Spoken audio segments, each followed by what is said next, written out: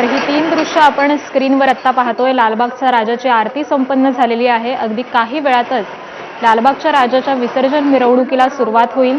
तर पुण्यामध्ये देखील विसर्जन मिरवणुकींना सुरुवात झालेली आहे। पहिला मानाचा कसबा गणपतीनं प्रस्थान ठेवलेला आहे। लक्ष्मी रोडला आता ही मिरवणूक आलेली आहे। अतिशय वाजत गाजत असं बाप्पाला निरोप दिला जातोय, ढोल ताशांचा गजर केला जातोय। तर त्याचबरोबर चिंचपोकेचा चिंतामणी हा देखील बाप्पा अगदी काहीच वेळामध्ये निघणार आहे। या बाप्पाची आरती देखील संपन्न होईल आणि त्यानंतर बाप्पाच्या मिरवणुकीला सुरुवात होईल।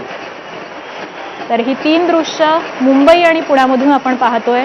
मोठ्या उत्साहामध्ये जल्लोषाच्या वातावरणात गणपती बाप्पांची मिरवणूक सुरू आहे। पुण्यामध्ये अत्यंत पारंपरिक असं यंदा पहिल्यांदाच श्रीमंत भाऊसाहेब रंगारी यांनी रथ बदललेला आहे आणि गणेश रत्न रथ असं रथ जो आहे तो या ठिकाणी साकारण्यात आलेला आहे।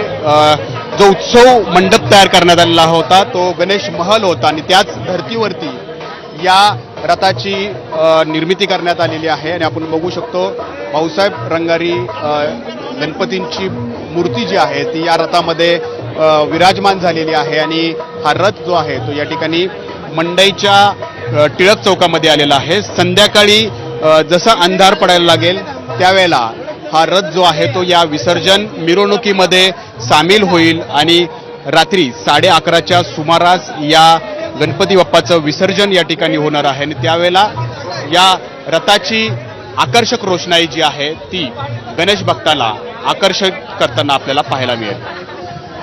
कॅमेरामन राजेश बिडकर सह नाजिमुल्ला, एबीपी माझा, पुणे।